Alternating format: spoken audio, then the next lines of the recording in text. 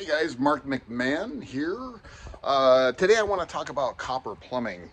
We've talked about it before in the past. It's probably been a couple years since I've talked about it. But it's still very, very important to know whether you've got copper plumbing or not, especially if you're looking to buy a house or you're looking to sell a house or you have a house and you want to know what kind of plumbing you got. That's kind of important to know. And it'll kind of set you up as to whether you're going to have problems in the future or not. Really, really old copper. Some bad copper came out years and years ago. So, you know, that doesn't necessarily mean you're not going to have problems. But if you've got old galvanized plumbing, guaranteed you've had problems with it. And it's kind of weird, man. I'm telling you, I've had problems with galvanized plumbing before. We've had to fix it, not replace it.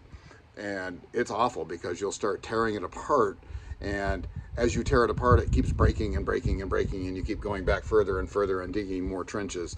So it can be a hassle. It gets very fragile as it gets old, and you get a lot of pinhole leaks and things like that. So if you've got copper plumbing, typically it's not going to be an issue.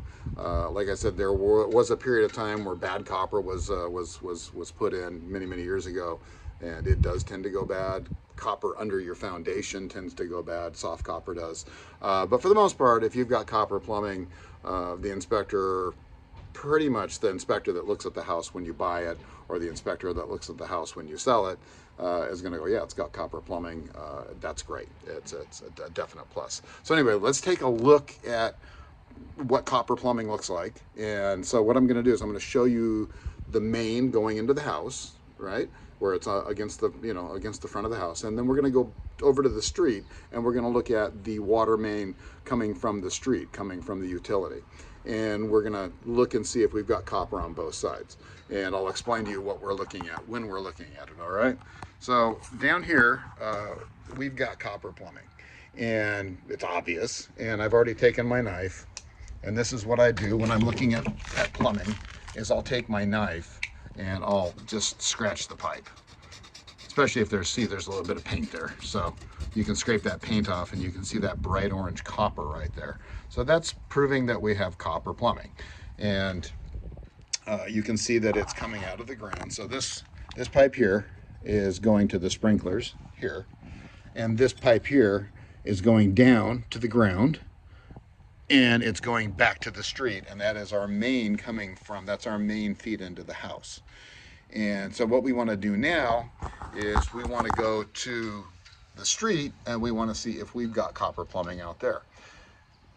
Because if we don't have copper plumbing out there, we could have a leak somewhere between the house and the street, and that's not good either. So there's all kinds of plumbing they've used over the years. There's the weird plastic plumbing. There's PVC, which is the white plastic that typically you see on sprinklers. And then there's copper, and there's galvanized. Galvanized would be the bad one. Copper, typically the good one. PEX, not a bad choice. I'm still a bigger fan of copper. PEX is the plastic pipe. If you go to Home Depot, it's like plastic pipe. It's blue, it's red, and that is a good alternative. I've replumbed many houses with that, but I don't know, I'm old-fashioned. I was a contractor for many years, and we always used copper on, all the commercial work and everything. So I figure if it's good for commercial, it's even better for houses. So anyway, so let's go take a look at the street where the water main comes into our water meter, and we pay exorbitant prices for our water because we're in Southern California. We pay exorbitant prices for everything. But anyway, so a couple of things to watch out for here. So right here is the water meter. So you're going to take this off, and then you're going to lift this off, and do it quick because there's generally a lot of black widows and nasty critters in there.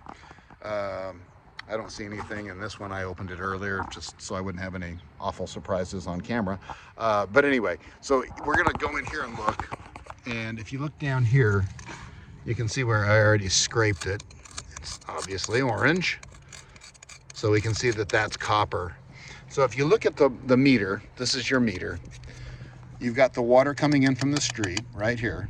Okay, so this is your main from the street. Okay. And ooh, there's some critters. Just a little spider, little brown spider, which can be more dangerous than the black spiders. There's a black widow right there. So this is the valve going to the house. So, you know, if the city was going to come out and replace this meter here, they would shut it off here, which would shut off the water all the way to the house. So anyway, but yeah, we can see that this has been replaced. I know it's been replaced. Spoiler alert. This is my house, so I know it's been done here. So this house has all new copper, but if you do this little scraping right here, you can see if there's copper there. All right, so it's important to know what you've got, guys. There's nothing worse. Put this back. And always another thing too. Want to avoid a lawsuit? Don't leave your water meters open, because some kid's invariably going to walk along there and fall in there and break their ankle. So it's always good to know what you've got at your house as far as plumbing. Always a good idea. And if you can afford to change it out to copper eventually, great. But if you're looking to sell your house, you don't necessarily have to do that. That's why it's important to have somebody come out and take a look at things, and then you decide what you need to fix and what you don't need to fix. What's going to add more value to the house, what's not going to add more value to the house. And we're pretty good at that. You know, we've done 300 and some odd flips and sold twice that many houses. So we have a kind of a good idea of what it takes to make the most money with the least amount of money going out. All right. So anyway, if you guys have any questions, leave them in the comments. If you're getting this as an email video, just email me back. I'd be glad to answer any questions. And I don't really want you guys, I mean, it's great if you follow me. It's great if you like this. That's all well and good. But what I really would like to see, someone's doing construction down the street.